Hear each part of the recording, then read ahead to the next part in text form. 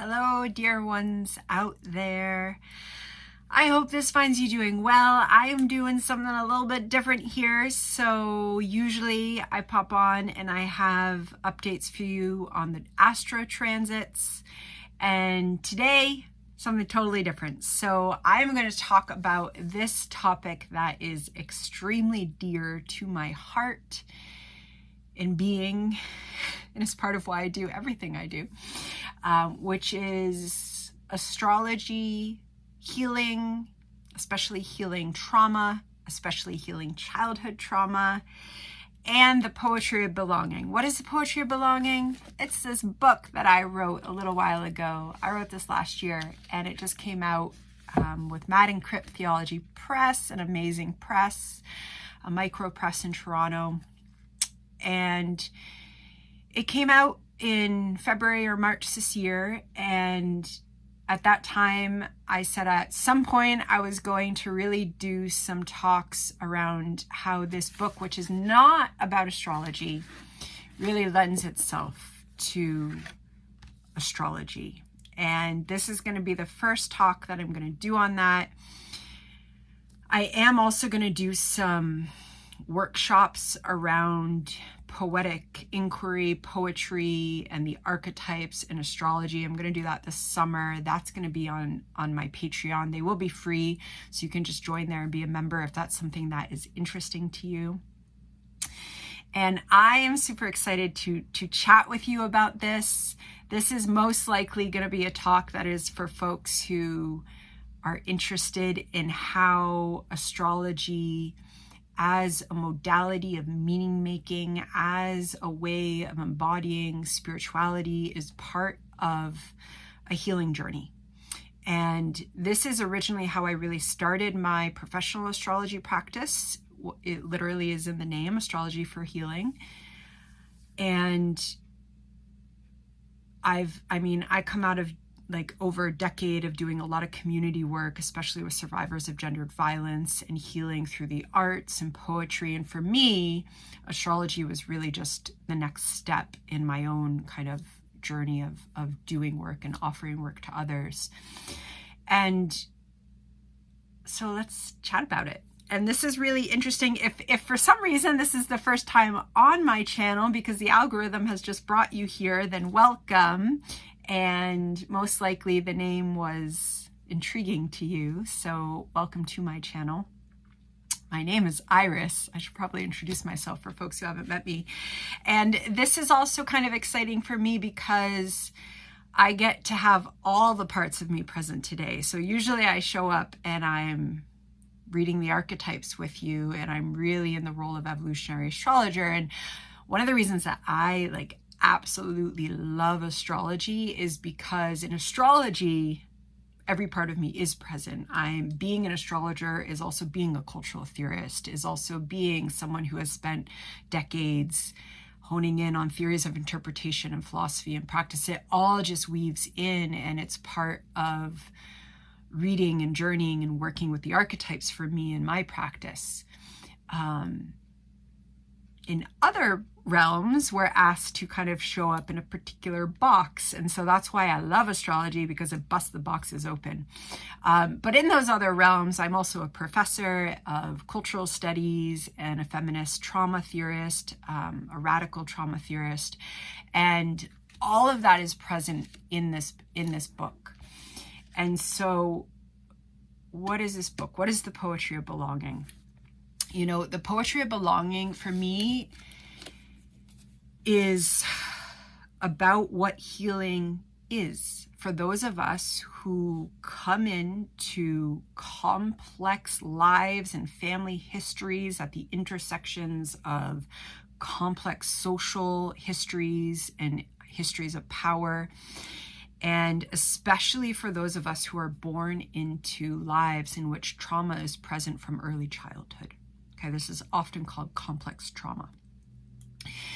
And for the most part, as a survivor of a very violent childhood, as someone that is a scholar of trauma theory, as a woman, as an astrologer, as all of it, I never found a lot of traditional trauma theory through psychology that supported me in my particular journey, that supported the folks I knew that were living with kind of the extreme spectrum, end of spectrum of difficult childhood experiences. And for me, that's just, it's really unfortunate. And so I wrote this book because there's a couple things throughout my life that have always been present, that have always offered me a reflection of reality, that have always been about healing. And the biggest one is the ocean. And in some ways, this whole book is really just a love song with the ocean that weaves in and out of different modalities of meaning making.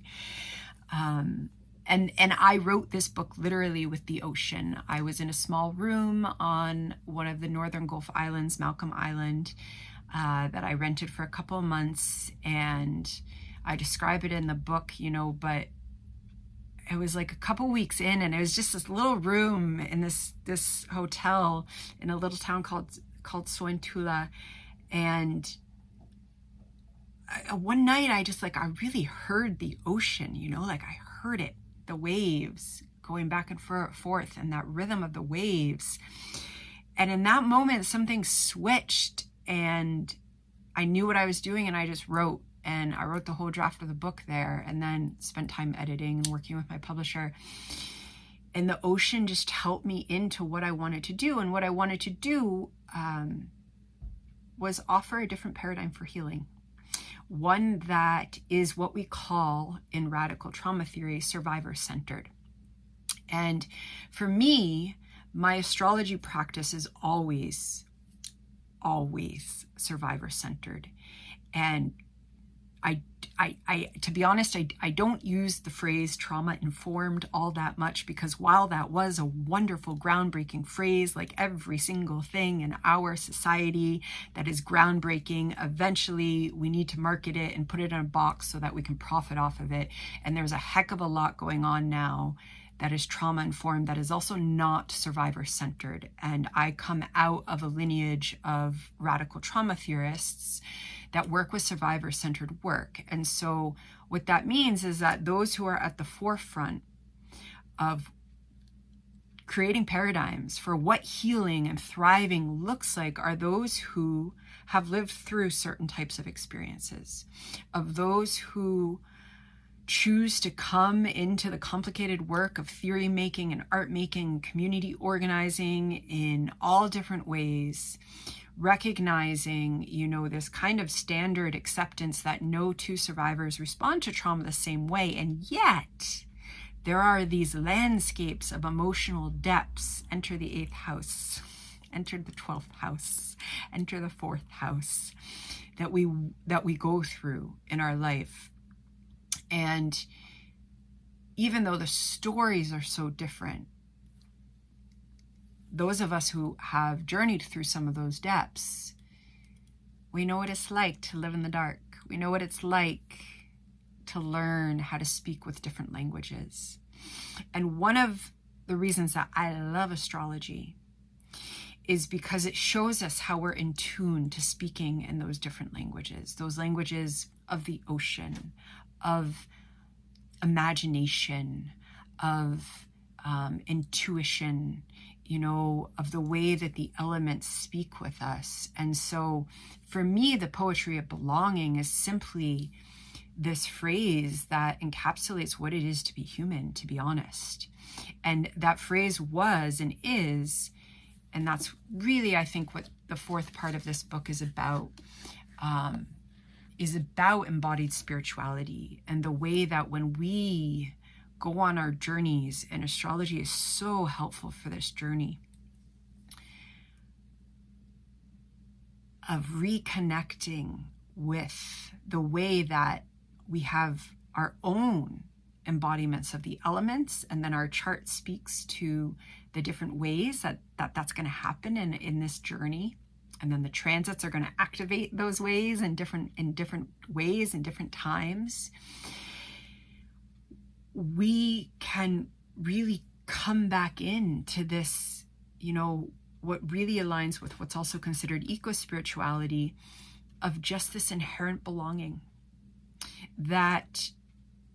And this is where the way that I define trauma is very important. Because regardless of what we've survived and are still surviving, there's a difference between trauma and violence. Whether that violence is spiritual, emotional, sexual, physical, psychological. And in this line of a tradition of trauma work, trauma is about our embodied relationship with ourself, and the way that through ourself we connect with other human beings, spirit, the earth, the ecosystems that we are a part of. And that relationship gets impacted by what we survive, by what we're witnessing in the world, by using, I was just looking for my phone to hold up my phone, but my phone is filming me right now, by scrolling and being inundated by image after image after image that has so many different narratives and power structures attached to it. Trauma accumulates in all different ways that impacts our relationship with ourselves. And so radical trauma theory does not begin with attachment theory. It does not begin with psychiatry. It begins with our felt experience. It begins with hand on my heart. This is what's present right now in this moment.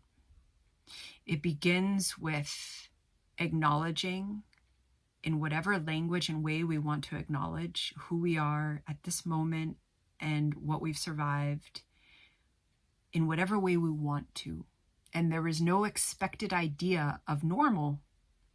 There is no expected idea of how we should be functioning. And this is where something, if you want to read, if you want to know the history of kind of radical trauma work, you would read chapter 1. Because ideas of functional wellness are all attached to traditions of power and meaning making and knowledge making in the West.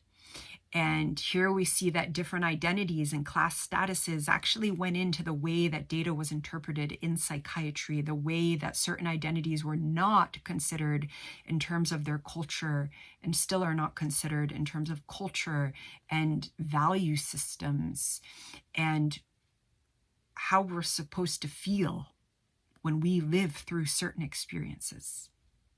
And when those who are writing the theories and doing the work and doing the objective consideration have not had firsthand experience of all different types of identities, especially childhood violence, well, we often get taught that there's something wrong with us and that we should feel a different way and we should act a different way. And holy smokes, enter the astrology chart that says, no. Okay, there's some challenges. There's some external representations of Saturn that I might have to unlearn. And what do you know? I can unlearn that and I can claim Saturn and or Pluto and or Chiron and or whatever type of archetype we're talking about that is usually associated with an early trauma signature. And those are Pluto, Saturn, Chiron, South Node, Uranus, and their relationships to the moon, the sun, Venus, our personal planets. And this is where understanding trauma theory and understanding the history of meaning making in the West is so important for an astrologer. Because in the 70s, there was an elision of psychology and astrology. And this still goes on today. It's becoming really, really popular again. And in some ways, this was wonderful. And in some ways, it's really problematic because the archetypes were taken and they were fit into a psychology model that's never going to fit into the archetype of Pluto.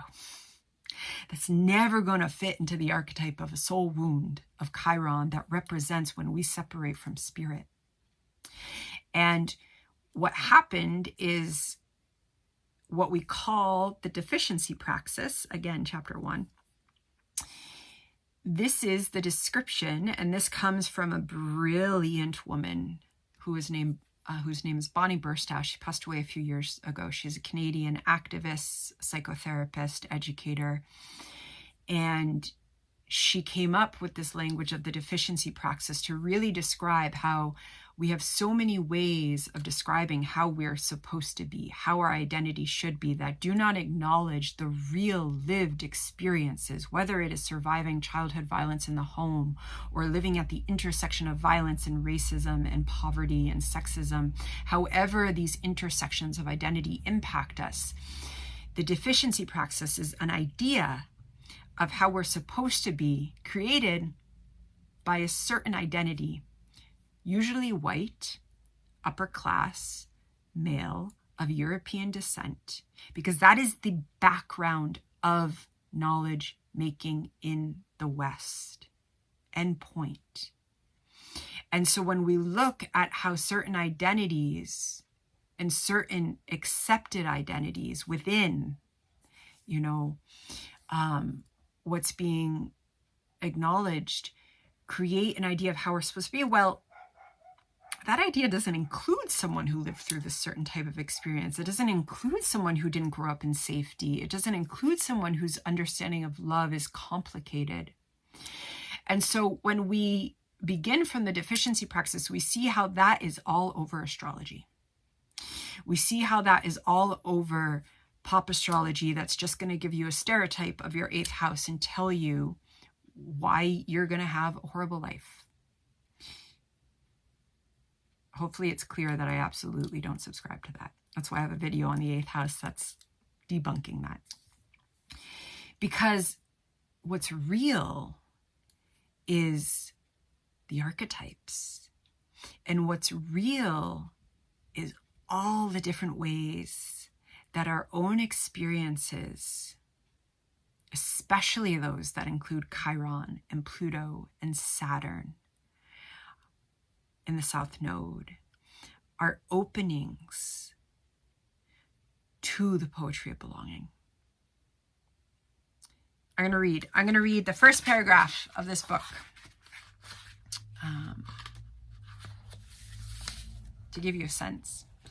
I have been in love with the Salish Sea since my late 20s. While I grew up in New England and took trips to the Atlantic Ocean, it was the wilds of the Salish Sea that broke straight through the protective numbing I'd worn over my psyche and heart since early childhood.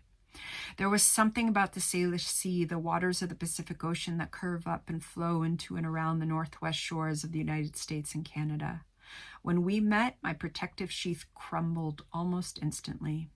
Its waters spoke to me in a way I had not been spoken to before, taught me about myself and about my journey in this life. As I stood on the shore and watched the dance of those blue depths rising and washing back upon themselves with white-capped waves, there is nothing that describes what happened to me other than the rapture that comes when we fall in love.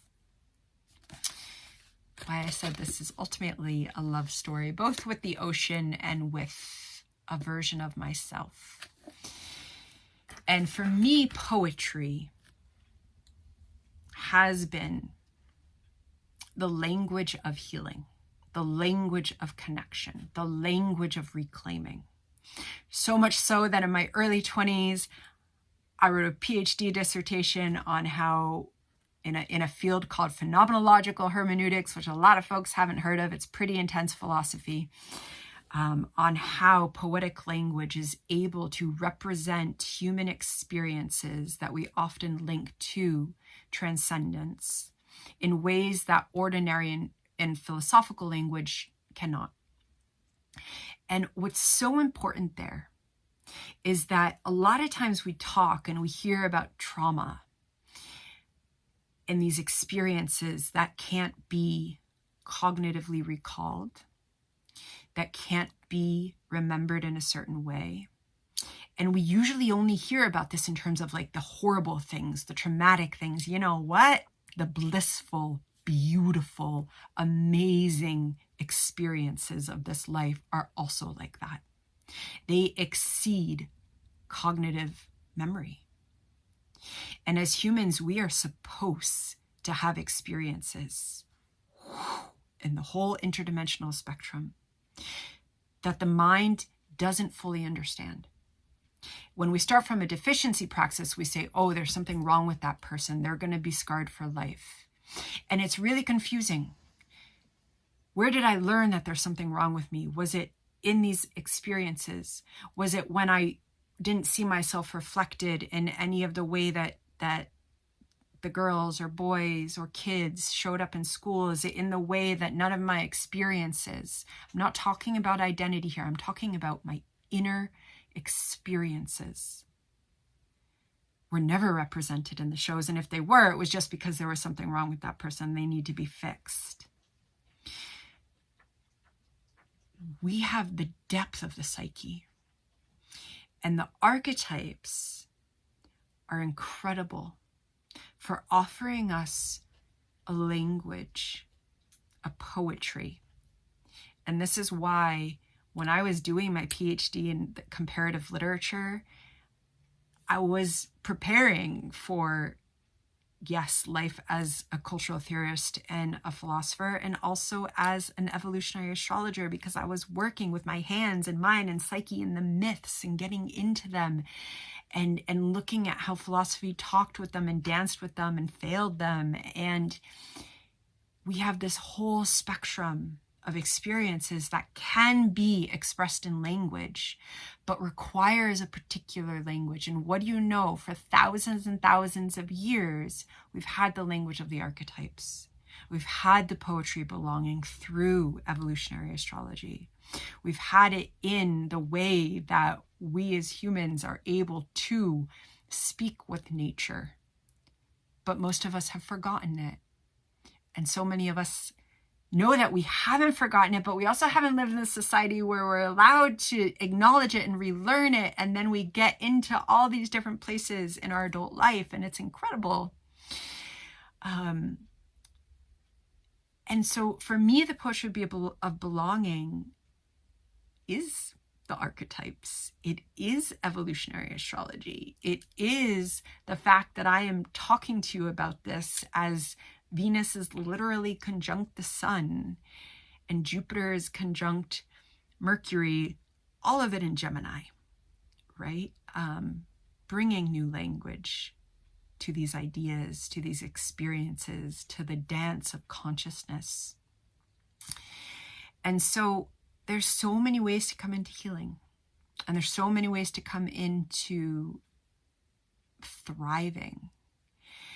And really, I wrote this book because for those who have had extremely difficult childhoods,